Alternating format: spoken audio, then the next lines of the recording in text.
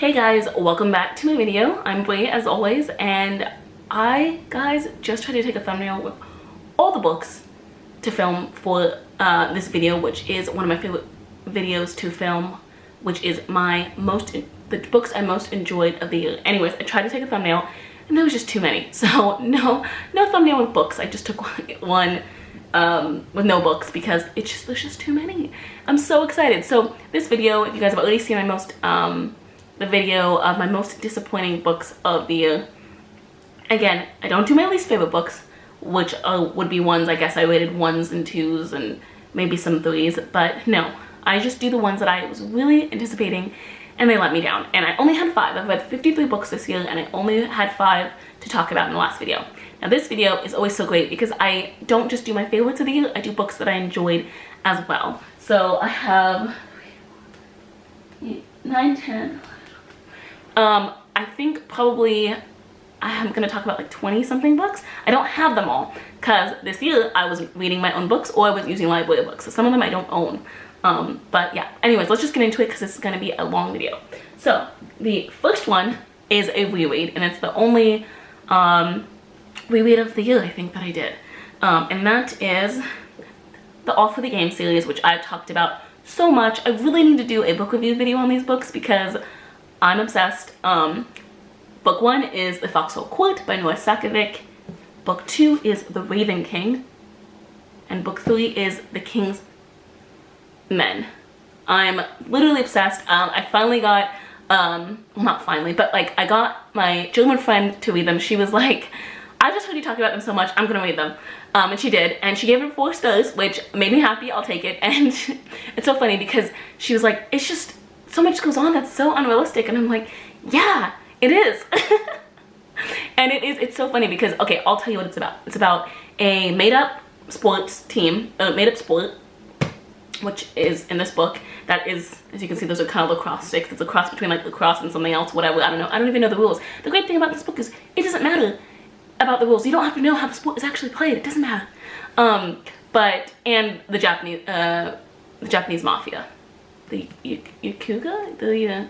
I don't know what they're called. But anyways, yeah, so, and this sport is now like #1 in the world. It surpasses American football, passes soccer, and yeah, and high stakes.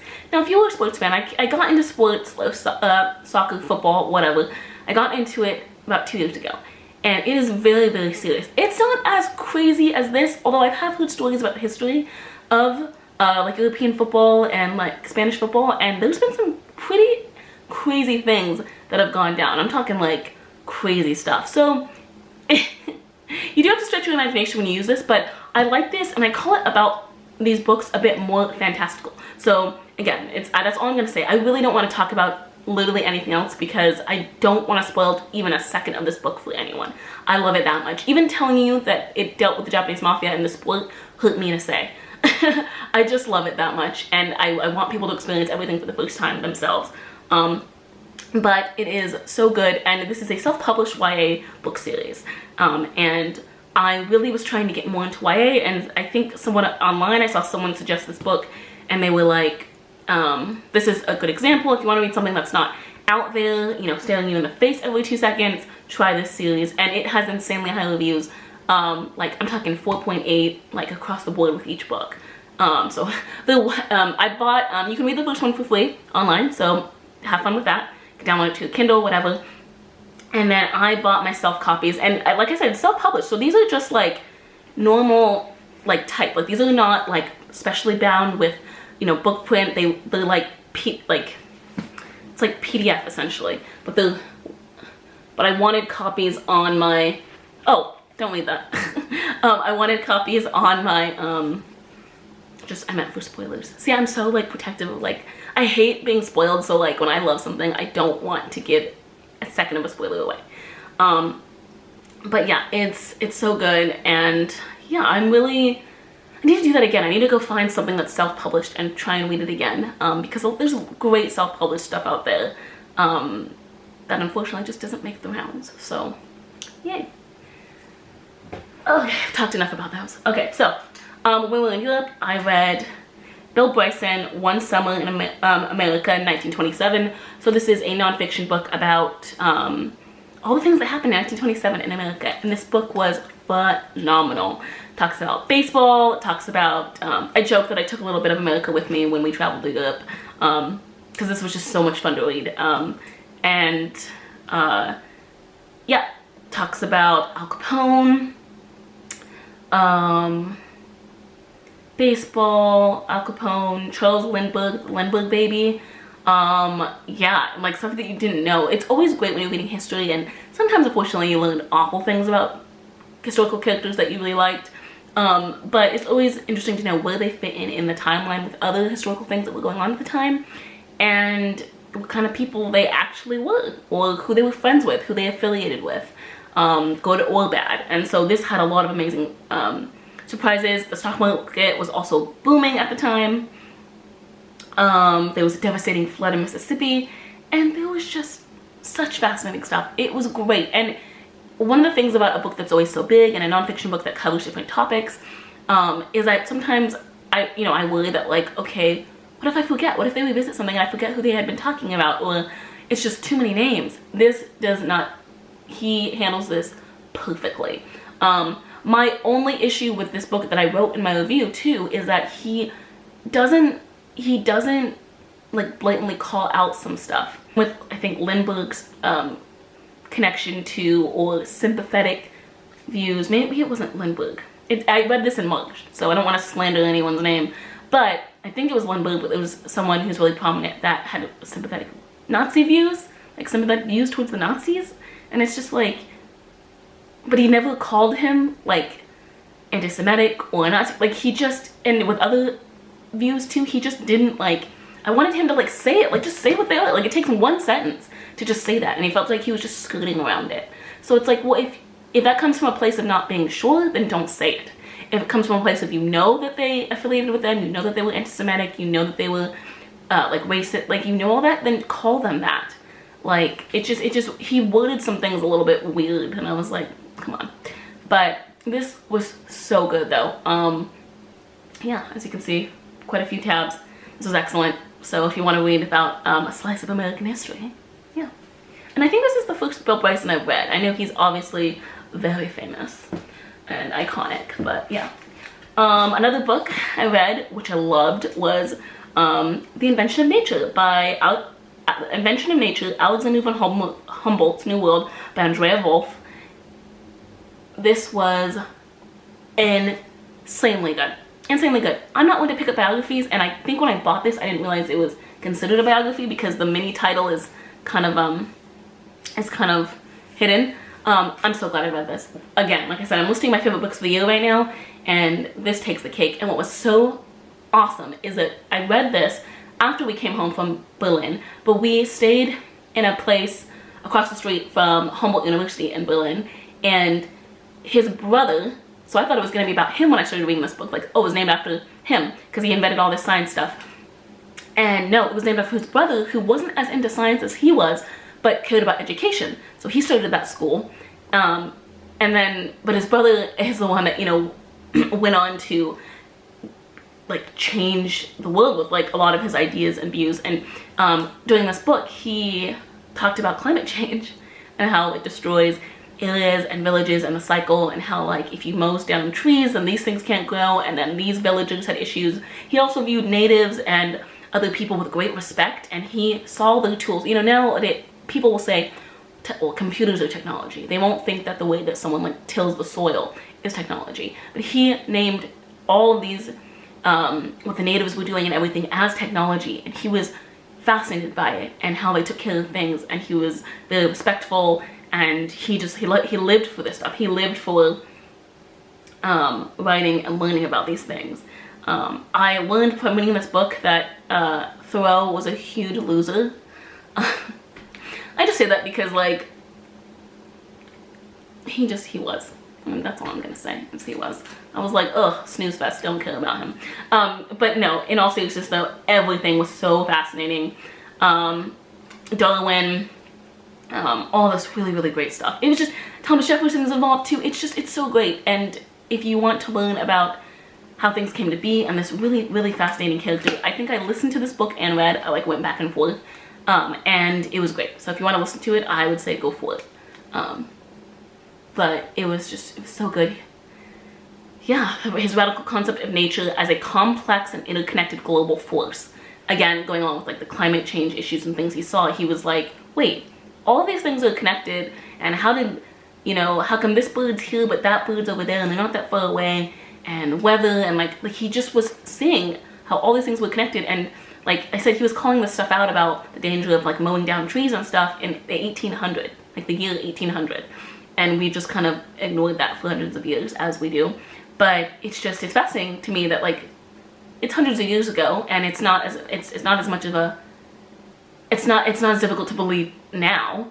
But it's just sorry, I just saw that my battery is dying. Ugh. But yeah, it's like he was the first one to point out like just how connected everything is across the globe, and how there's implications for things that we do here all over the world. So yeah. Wow, okay, I did a jump cut, different time of day. I apologize for the glare, I can't do anything to fix it. But yeah, this is my last chance to finish filming this, so here we go. So to continue, oh, and real quick, I wanted to make sure that I gave the proper reviews for those books. So, The Invention of Nature, I gave 4 stars. Bill Bryson's book, I gave also 4 stars. And The Foxhole Court, of course, I have given 5 stars too, because it's near perfect. So, the next book that I really enjoyed this year is Lives of the Monster Dogs by Kirsten Backus. And this was about this doctor did was it in Bavaria? No, Prussia.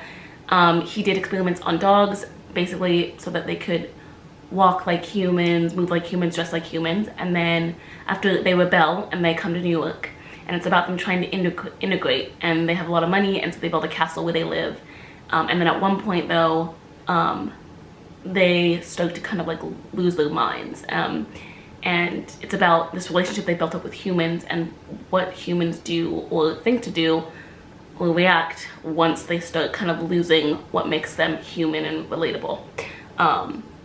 And this book didn't go where I expected it to go. It's written from the perspective of a woman, a human woman, who was really close to one of the dogs. And it made me like really sad. It wasn't what I expected, and at first I thought maybe I was a little bummed and disappointed, but I wasn't, and it made me really sad, and I think it did something really unique and interesting.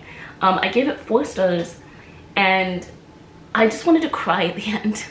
Like, I felt like maybe I could just use a good cry. I wasn't crying at the end, but I felt like, if I cried a little bit right now, like that seems like about right. So it's just heavy. So I had said that the monster dogs, they amazed me in the ability to break free of their human masters. And then it has a touch, the reason why I thought maybe I'd be disappointed is at the end, it has a touch of fantasy element to it, because we don't really know the disease the dog is, the disease or whatever that's changing their minds and affecting them. And at one point, the human who is writing this story from the journals of her good dog friend kind of feels connected to them at one point. I don't know, the ending was really kind of weird in that regard, but everything else about the ending and the whole story I thought was really fascinating and really intriguing.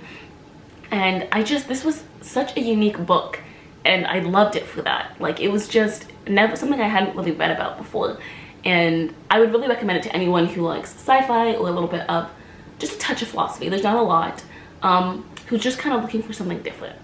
This is what I would recommend that for, and I'm definitely keeping this book on my shelves. I really, really liked this. It was interesting, to say the least, and I don't even really want to say more because it kind of gives too much more away, because not too much happens in this book. It's more about a person's experience and history and feelings and stuff, and yeah, I'm like remembering it all now because I finished this like earlier in the year, and I'm like, oh yeah, it was sad. Well, yeah, it made me sad anyways. Okay, another book I absolutely enjoyed and I gave 5 stars to was The Stand by Stephen King. Now, this is Stephen King's longest work. If you watch my disappointed videos, I gave my first 1-star review to a Stephen King book. It was maybe 300 something pages. And Stephen King is an author that is so popular and has such, you know, clout that he doesn't really need to listen to his editors, and it shows. Now, I've read 300-page books by him and been like, he should have cut stuff out. It's too long.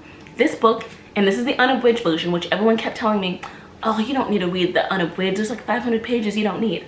This book is about 1600 something pages, and it's his longest work, and I don't think a single page needed to be cut out. Yeah, and the writing is, as you can see, I loved this book. And they're making a TV show of it with Matthew McConaughey, is it? And James Marsden. It's not Matthew McConaughey, sorry. James Marsden, Whoopi, and someone else. And I got so stoked when I saw that. And I hope it's good because I'm really excited. So when a man escapes from a biological testing facility, he sets in motion a deadly domino effect, spreading a strain to wipe out 99% of humanity within just a few weeks. And this is about the survivors and everything. And they all have visions dealing with this lady called Mother Abigail, who urges them to build a community near Boulder, Colorado. And then there's the dark man, so she's like the light, and then there's the dark man called Randall Flagg, who delights in chaos and violence. I loved this book. I can't even begin to explain it like in detail, because there's a lot of characters that have each their own stories, and you go back and forth between all these characters, and that's really tough to do, in my opinion. I'm not a writer, but in my opinion, because you can really lose the audience that way. And he just doesn't. This is so good. It was terrifying. I got the flu after finishing, not the flu, I got a cold after finishing this book, and it scared the bejesus out of me, because the stuff that people go through and the way that the flu is described to the body is so real. It's not like zombie-like, it's like very real and visceral, and when you're sick you can imagine this stuff happening to you, and it's terrifying, absolutely terrifying. And there's, I talked about this before when I did a wrap-up, but there's a whole chapter where it talks about people who died not as a result of the flu, but indirectly from the flu. And like, those are the kind of horrific things that King writes about that literally is just so upsetting. It's so upsetting. And he just also talked about so many things, good and evil, the, you know, the horrifying nature of being human and having viruses, of being affected by things like viruses, you know, that pit of loneliness when the chance that your entire family is dead is probably accurate in this case. It's not like, oh, there's a couple survivors, it's just wipe out. So this book really scared me, really gave me, you know, my anxiety a bit of a spike, but it was really good. And even though some of the characters, I was like, oh, they're so annoying, I hope they go away, I hope something happens to them, didn't deter me from giving this book a 5-star reviews. It's not that they were written wrong, it's bad, it's just that I didn't care for them. But yeah, I still love this entire story. This is so good. This might, I mean, I have favorites of Stephen King's, but this is like a testimony to how you write a long book and make it so good that none of it demotes a 5-star rating. It's just that good. So yeah, King, good job on that one. Okay, another Stephen King, The Gunslinger, which is book 1 in the Dark Tower series. I went to pick up the second one like last week, but I just wasn't feeling reading that particularly, so I put it down. This book, I talked about in my wrap-up how I don't know why I liked it, but I really liked it. I think I only gave it like a 3.5, I'm gonna check. But, so this book follows this guy named Roland, and he's a loner literally crossing the earth to track the man in black. And he encounters a woman, and he makes a friendship with a young boy who doesn't know how he got there along the trek. And there's something really horrific about this story too, about this character, because they talk about how he had a woman, that wasn't enough to deter him on his journey. Now he has this young boy. It's like every kind of aspect in movies and TV shows where it's like, but what about this person? But what about this person? You know, what if I, you know, kidnap your loved one or something? That's gonna make you stop. And it doesn't make him stop, but not in like a, I feel like when people do that and the character still doesn't care about what happens to their loved ones or children, then they're like, oh, he's like crazy, he's evil, he's a sociopath, or, you know, psycho, whatever. And the great thing about this that I think King did really well is you don't get that. You get that Roland's just another man. And it hurts him to have to brush aside these people that are important to him, but he's gonna do it anyways because he is focused on that journey, and he understands that these are roadblocks to his journey, and he keeps going. And the dynamic between these people he runs into and kind of the brutality of the way he does away with some people because he needs to, is fascinating, and it was really kind of like messed up. So I don't know, I feel like people could take what I say and read this and be like, I didn't catch any of that. I didn't get, and I didn't get that same thing, which is obviously totally valid. I could see why someone would not like this book or not enjoy it or not want to continue the series. But for me, it somehow hooked me in, drew me in, and I was like, I got this book for free and I got 2 and 3 for free, so why not? I am going to try it. So yeah, I gave it 4 stars. Yeah, it was good. Okay, another book I finally got to some of my Russian nonfiction, and this one I read more recently. It's A People's History of the Russian Revolution. Literally what it says, and it did exactly what I was hoping for. It described and gave an order the Russian Revolution. So it rejects the caricatures of Lenin and the Bolsheviks as authoritarian instigators of a totalitarian dictatorship, which is usually how they're often depicted. And really breaks down what was happening and why, and even more interestingly enough, why this particular revolution maybe worked, and why another one along the way to this big greater event didn't work. And it did such a great job. And the hardest thing about history books from places that I am not from is that you don't know the culture as well, and you don't really kind of know, you know, you grow up learning and you kind of know like what you're taught, but you don't really have too much substance behind it. And so I was worried that I was gonna get so confused and frustrated and be like, wait, what? Or just, you know, and I would just have to put it down. But luckily, even though this was quite thorough, I think, I didn't get that. I didn't get confused. I was able to keep following. It really laid it out. And anything that maybe I was like, oh, do I need to know this? It turned out that I didn't. And so I was able to take in that cool fun fact and move on and keep holding on to the things that really were important for me to keep track of. So yeah, this was really good. I would recommend it if anyone wants to get interested in revolutions or just Russian's history. And they mention the global impact, and it mentions that other revolutions over the world and why they worked or why they didn't work, and why particularly like a kind of socialist or, you know, kind of movement that was hoping to be had here, why it worked but maybe wasn't sustainable, or why, you know, this, because it needs to happen on a global scale. We're so interconnected that something cannot happen, there cannot be a huge revolution in one country without the support or without it affecting other countries in order to hold it up. So this was really great. A book I read way near the beginning of the year is, and I gave it 4 stars, is, well, 4.7 stars I gave that book. When I read it at the beginning of the year, is Excellent Women by Barbara Pym. I really liked this book. This was great to open the year with. So it's a high comedy. It has at its center Mildred Lathbury. She's a clergyman's daughter and a mild-mannered spinster, which basically just means she's like at least 30 and not married. In 1950s England, she's one of the excellent women, smart, supportive, and repressed, who men take for granted. As Mildred gets involved in the lives of her new neighbors, the novel presents a series of snapshots of human life as actuality. And this was so great. Again, I read this a while ago, and so I'm trying to recall like the full details, but this was great because I liked the ending. I liked that people came in, her neighbors came in, and they were a married couple, and they, you know, kind of small town, and they get caught up in gossip, and, you know, whatever little tiffs they have going on affects the other people and relationships and things like this. But, you know, in the end, people were changed, but not from huge betrayals. It was, like it said, a snapshot. It was a snapshot in a moment of their time, and I enjoyed that. I'm really not a huge fan of like cheating stories, or just like I just don't care to read about that. And I liked that this didn't like go there. Like it was like it was a moment. This couple was having a moment. They make friends, they're in a new town, it's new and exciting, they make new friends, and, you know, they have these maybe flirtations or whatever, and they go away, they finish the better for it, but changed. And the main character also really stays steadfast to who she is and what her worth is. And and it was just so good. I loved it, and it's a really short book, so it's like 230 pages, so I would definitely recommend this book. And I loved that. I loved that preference than some kind of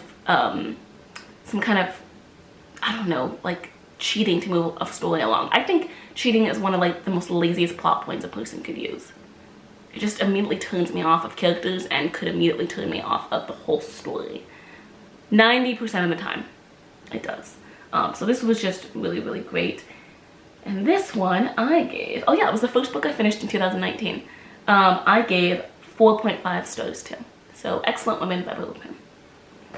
Another Penguin classic I read, by my favorite author, is The Idiot by Fyodor Dostoevsky. Now this is one of the funniest books I've ever read. I love him. I have like 2 or 3 books already on my shelves of his that I really, really, really want to get to. He's so good. He's amazing. This book is amazing. Every line Dostoevsky writes makes me go, wow, yeah.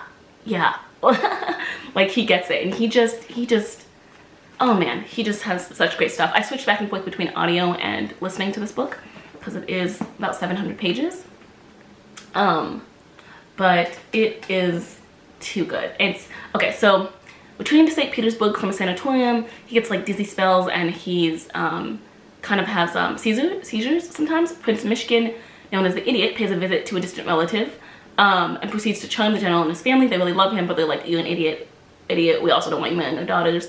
And they kind of, he's almost kind of like the family, like, not pet, that sounds really bad, but like, kind of. And he becomes infatuated with this other princess, and he's caught up in a love triangle because a friend of his is also obsessed with her, and it's just so like funny and ridiculous, and also just like, he's like supposed to be like an innocent, beautiful soul, and for that, you know, people think he's being naive and stuff like this, but it's just so good. It's so good, and I really liked Prince Mishkin. And then the end, the story, oh, the women in this book are amazing. They're all so different. I don't agree with all of them or particularly love all of them, but I loved that they were so headstrong and their own personalities so strongly, and the other characters in the book just had to deal with that. So I thought that was excellent. And then just the way the story developed, like it left, you know, it went this way and that way, and I've said this so many times, but Russian authors, especially Dostoevsky, do this great thing where they take you into people's lives on a day-to-day basis, and the story unfolds, but it never gets boring, and you feel it. You feel like, oh, then tomorrow they did this, and now they were at dinner, and now, and then they run into so-and-so. Like, it's a very day in the life, but with plot, and it's so engaging every time. I just cannot recommend Dostoevsky enough. I love this guy, and I think that I would recommend Crime and Punishment, then The Idiot, then The Brothers Karamazov. But I love them all. Crime and Punishment is my favorite book of all time, but all 3 of those books are equally as phenomenal. But this one is like inching up a bit higher of The Brothers Karamazov for me. So read Crime and Punishment and then read The Idiot. So good. Okay, another nonfiction book I read is The Black Tudors, The Untold Story by Miranda Kaufman. Real quick, I gave The Idiot, should I give Idiot 4.5 stars. Yeah. This book is what it says. It's about Black Tudors, because people always think of Black people's entire history as being just slavery, and that is not true. So this book follows 12 different Black Tudors and what they did, how they earned their living, and things like that. It's pretty, it's pretty basic. Some stories were more interesting than others, obviously. Some stories gave interesting tidbits that, you know, there's this thing in history where a group of people get made fun of for doing something, and it always links back to a strength that they had. So for example, it's a stereotype that Black people can't swim very well, and here, they actually were really, really, really good swimmers, because during shipwrecks, the white population was very wary of water. They thought that it was kind of, you know, dangerous or kind of like gross. Like, they didn't bathe a lot. They didn't go swimming. Like, swimming wasn't a thing. It was like superstitious. Like, it was bad luck to go swimming, or something like that. It was something kind of weird. And so they would hire Africans to dive and grab their stuff. And I'm sure other people of color as well. It's been a while since I've read this, but I'm only specifically talking about the Black Tudors and the Africans. So yeah, so they would hire them to get the loot at the bottom of the ocean, and the king would hire them to get the loot at the bottom of the ocean, and it was seen as very prestigious and you can make a lot of money doing it. So it's one of those things that are very, very interesting. That always, of course, is, you'll find out a lot. The more history you read, especially people of color's history that you'll read, a lot of stereotypes and a lot of negativities come from things that we actually did really well in history, but now, you know, it wanted to, you know, twist it and make it bad and kind of give a reason to kind of look down on us. Of course, then there's also the modern day, the pool and segregation and things, and how that sparked the stereotype as well. But I'm just saying, there's always a really interesting history behind it. So I would recommend this, especially, you know, it's really hard to find history that isn't directly linked to slavery, that's in the mainstream. So this book in Black and British are the only two books in Barnes & Nobles or mainstream bookstores or libraries, frankly, that talk about not a biography, but the history of Africans and Black people that doesn't focus around the slave history or slavery revolutions or anything like that. These people were independent, even 2 or 3 women included, independent, farmers, making money, wealthy, seen as having good status, because it wasn't about race. Well, everything's about race, but it wasn't solely about race, it was about wealth and status. So in some of the time periods mentioned here, there were times where it didn't matter necessarily that they were Black, but how much money they had and how much clout they had essentially with the king. And when we were in England, we did see some tapestries and statues and paintings where people who worked for the king but weren't slaves depicted Africans that were depicted, and that was really cool. So to go home and then read this book and kind of know the history behind that, and you know, some of the people working in these museums and in these historic homes were like, we don't quite know the history, but blah blah blah, and they do their best to answer. So it was really good to learn more and more about these things, and yeah, I would recommend this to anyone. I would recommend it to my fellow people, to just know more about your own history that's not steeped in big negativity and horrifying events. And I'd also recommend it to non-Black people as well, because I feel like sometimes only media and history that you guys might consume about us has to do with slavery, and that gets really, really old. So yeah, learn more about the really, really cool stuff and cool people that we are and did, and yeah, not just the negativities. So yeah, negativity is more like horrifying events and significant impacts, am I right? Yeah, so that I gave let's see. That I gave 4.5 stars. So and then another book I enjoyed was Sinister by Vladimir Nabokov. Now, the interesting thing about this book is that it didn't really hit me until the end. So it's kind of, you know, it has some puns, and I think it's supposed to be kind of a comically serious look at but a tragedy comedic look at totalitarianism and dangerous regimes or dangerous rulers.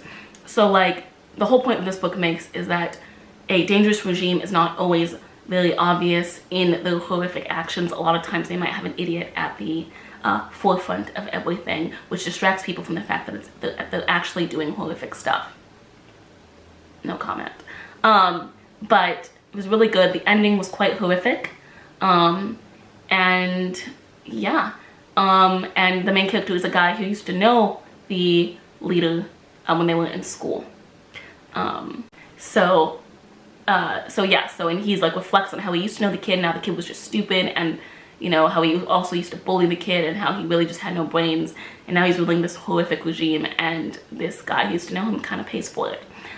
So yeah, really good. I have like 3 more by Nabokov. I've only read Lolita, which was really hard to get through, but really amazing, and I think one of the best written books I've ever read. The author was very clever in his writing. This book, I wasn't as compelled by the writing because the style of it kind of bored me sometimes, but the way it wrapped up I thought was really good. I read this for a book club, so yeah. Also, I forgot to say, if I remember I'll put this clip then, but I had forgotten to say that Ben Sinister, I saw a review that said that apparently Nabokov hated George Orwell, which he thought he was a hack, which is really funny to me, and something if I wasn't lazy I would go and look more into. So I'm not going to. I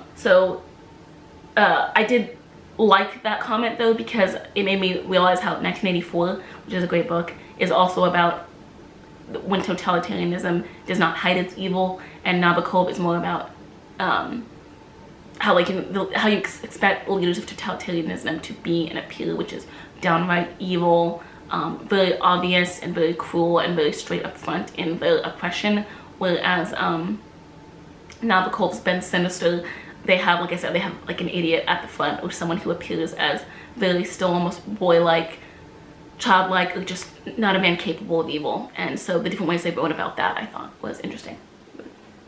I gave it 3.8 stars, Ben Sinister. Okay, next we have Fresh Complaint by Jeffrey Eugenides. I listened to this book, and it is a short story collection. He has his trifecta. He has The Weeping Suicides, awful book, but also his earliest work, so I forgive him. And then he has Middlesex and The Marriage Plot, which were both 5 stars for me. They were excellent, completely different books, absolutely excellent. The Marriage Plot does not get enough love, I think. It is phenomenal. It takes the whole college student girl finishing college and also, you know, finding the love of her life, and it kind of flips on his head and it gets pretty serious. So I really liked it. But this, unfortunately, I did not love, but I will be keeping it because I like this cover. It deals with a lot of weird taboo stuff. Not even like weird taboo, almost, I guess, illegal. So one story, which, reading this was like, ugh. So I'll just give you the hint to one of the stories. This guy and his wife, you know, they're not making a lot of money and they need to repair their house and stuff. And his business really isn't booming, and then a friend of his or someone comes to him and is like, hey, let's just cook the books for this guy that we worked for and, you know, launder money or whatever. He'll never notice. He'll never notice. And so, you know, things are going better in his marriage because he has more money. I mean, money doesn't solve every problem, but like you need money to live and have basic functions and to have a certain level of, so you don't obtain anxiety about life. And so things are better for him. And then at the very end, he's talking to his boss, who he's been laundering money from, who says, hey, you want to come up and hang out with me this weekend at whatever? Take a break. I'm going to have my guy, you know, go over and check the books because something's just kind of weird with the numbers. And the guy's like, oh, you're gonna like check them, or you have another guy? And he goes, yeah, of course. You don't think I have people checking my people? And that's the way the story ends. And my heart was racing because, I mean, obviously what he did was illegal. So yeah, so there's a lot of stories like this. There's also a very interesting one about, and I say taboo in the sense that like, I don't remember them all, but I'm saying taboo in the sense that like, there's another one that's really relevant, that would be relevant to about, you know, harassment or sexual harassment today. It's not graphic or anything like that. It just takes a very interesting take and look, and it's a story relevant to that kind of thing. So yeah, so I think that this guy is quite a good writer and is quite clever, but I didn't love the collection like I loved his other 2 books. So yeah, I gave it 3 stars. But again, I love the cover and it's really cool and I'm going to keep it. So yeah, I think he is quite brilliant. Okay, and this is one that you're going to see in my wrap-up video. And you'll see this in my wrap-up video. I got this from my work, the library. It is book 2 in the Horowitz series. I don't remember what the series is called, but The Sentence is Death by Anthony Horowitz. This is, I said a long time ago, 3 years ago, that when I started reading, I really am not a fan of mystery series. And for the most part, I'm not a fan of mystery series. I like standalones. But I read The Magpie Murders by him, great standalone, and which I listened to. And then I read The Word is Murder by him, which I didn't know until I was like halfway through that it was going to be a series. And this was just too good. It was too good. I was like, I'm continuing it. And when this came out, I read it so fast that I was like, I'm not gonna get to read the next one for like 3 years. But no, the next one came out already. So this book itself was just average. Book 2, the mystery was not as good or as compelling, but the quick reads, like, it's a pretty quick read to get through. The text is, you know, pretty average size, and it's so quick to read through. Now, I also thought I was gonna hate it because it's a self-insert. This guy self-inserts himself as kind of like the Watson to this other guy's Holmes, and he's like a disgraced detective, and he doesn't really give his full, doesn't talk about a lot about himself to the Anthony Horowitz stand-in, who is also a writer. He had a meeting with Spielberg and things, but it works. And I read an interview with Anthony Horowitz, and he said, my plan is to write 10, as long as people keep enjoying them. So he has a set number, which is good. And that, you know, we're gonna learn more about the detective's past. Which is good. The detective is like kind of racist sometimes and kind of homophobic, and like, but I just think it's so funny because there's this straight author who's like using this detective as being homophobic and kind of racist as like, but there's clearly something in his past, like that excuses it. But I have no explanation for why I really like this series. I just really like it, and I kind of want to know. And so I am kind of looking forward to how this straight author is going to kind of explain away those horrific parts of him. Like, he's not over the top, he's just rude. If that makes any sense. He's just rude. Kind of like Sherlock Holmes and modern day adaptations are, but with a twist. And it's different enough. The Sherlock and Holmes and Watson dynamic in this is different enough that I don't feel like rolling my eyes when I read it. Because I feel like every other adaptation, you want to just roll your eyes and be like, this is just the same thing. Give me something different. This is not that different, but it's different enough, I will admit. And part of me does find kind of humor and wanting to know what exactly this guy's background story is, and how him being kind of rude and bordering on, you know, phobic in very different ways is supposed to be like explained. Again, I have zero explanation for why I really like this series, but I do. Well, I will say that the first book in this and his standalone were great mysteries in and of themselves. They were fantastic mysteries that I really loved. So this one I thought was pretty obvious for multiple reasons, but I won't give it away. And yeah, so I'm looking forward to book 3 whenever it comes out. So let's talk about a couple ones that I don't own. So I read The Brixton Brothers by Mac Barnett, which is a kid's book. And it's a detective series all about Nancy Drew. They are not actually brothers, but they are good friends. And it's a very silly book for middle schoolers about them solving mysteries. And he looks up to an in-universe series about brothers that solve mysteries. And he looks up to them. And he names themselves the Brixton Brothers Detective Agency because of this book that inspired him. And it's so funny because he'll be like getting chased and all this stuff. And in it, he'll stop and pull out this book. It's like, dude, there's no time. But then there's a lot of other funny stuff and funny adult humor as well as kids humor. And it was just so funny. So the first book is The Case of Mistaken Identity. So I definitely recommend that, especially if kids that like mysteries. I think they're a really good book. And there's already books 2 and 3 out. And he has quite a few other books as well. He also has picture books. I had to read one of his picture books for work, and called Extra Young, and that was really, really good too. And it was very sweet. So yeah, we have that. I also listened to Blitzed. And I think I gave it 4 stars.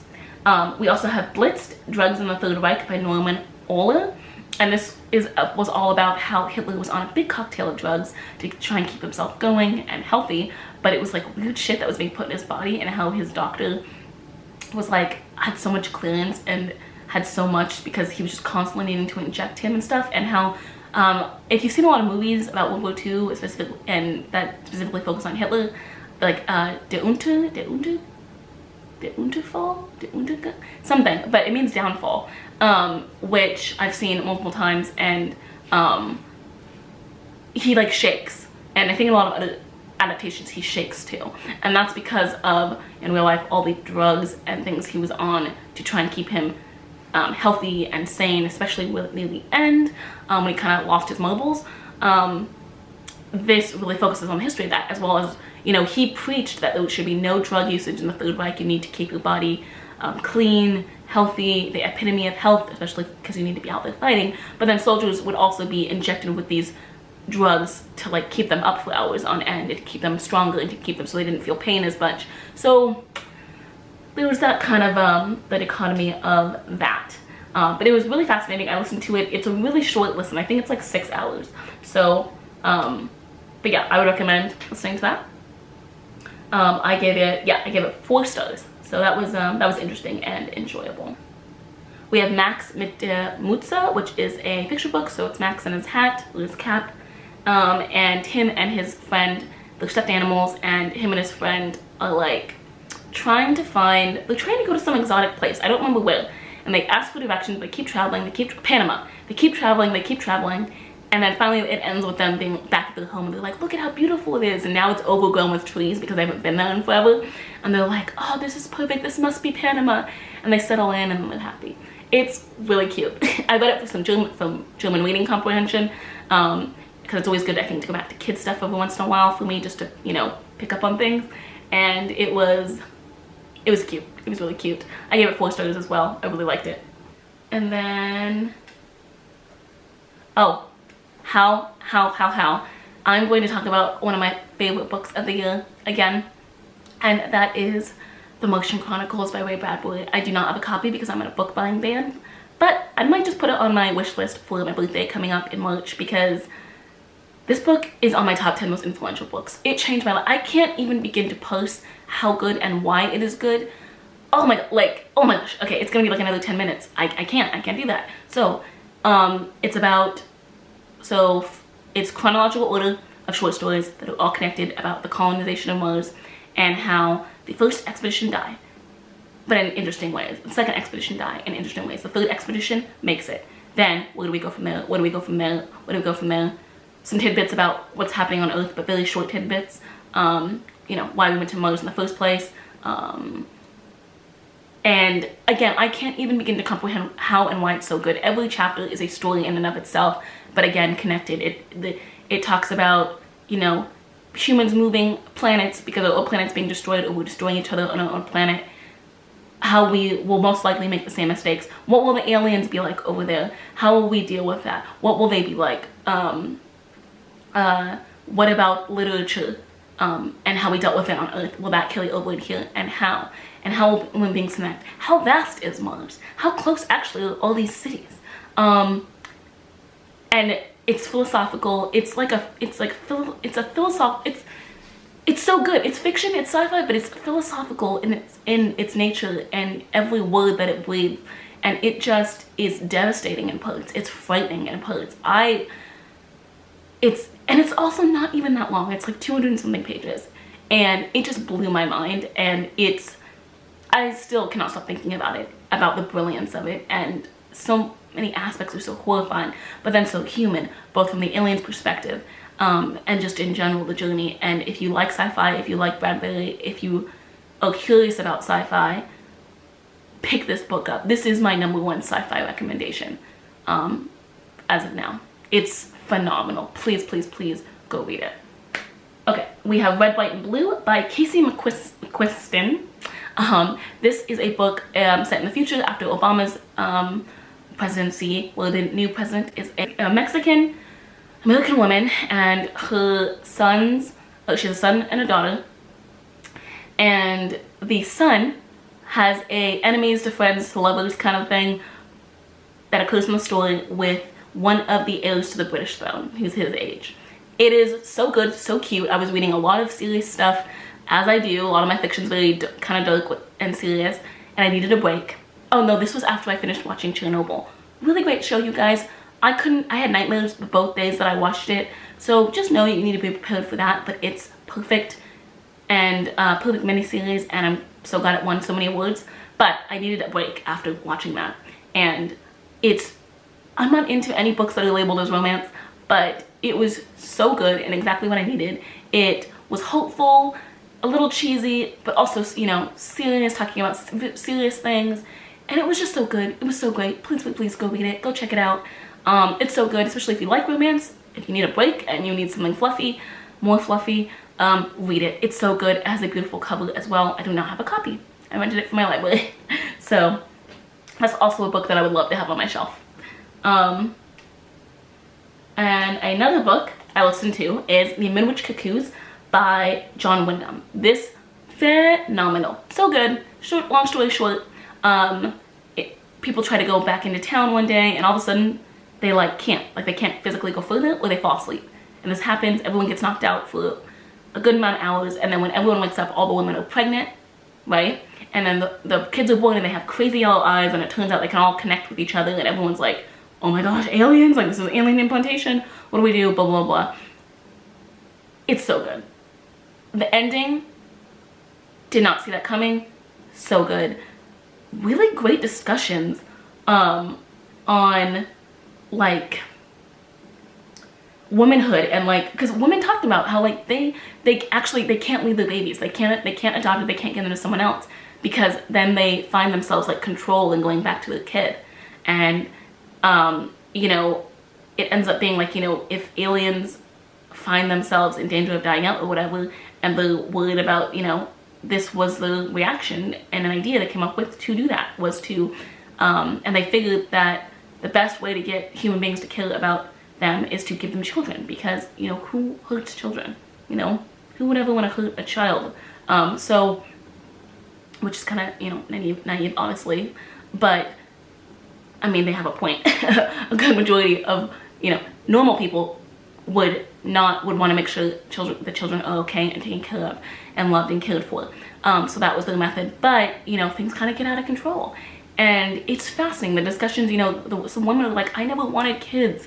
This is frustrating. And they're allowed to feel that. They're allowed to feel that way and feel upset and frustrated.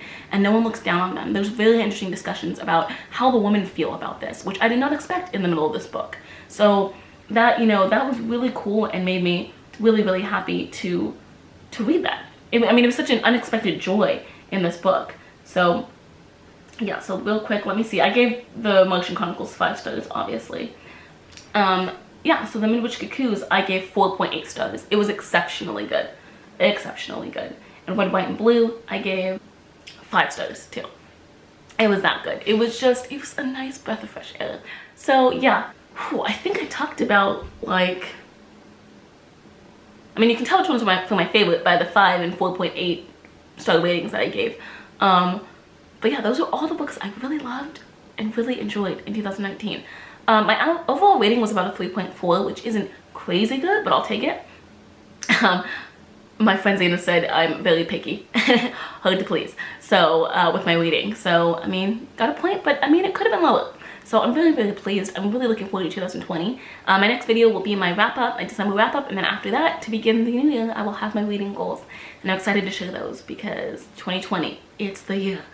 So yeah. As always, thank you so much for watching, and please let me know if you love these books as much as I do, or hated them. I'm always love hearing, and I'm curious about what you guys think about the books I talk about. And I hope you guys had a great holiday season, and that you have a great New Year's. And if you're ready for this decade to end. Ooh, it's crazy. But yeah, thanks so much for watching, and again, as always, I will see you next time. Bye!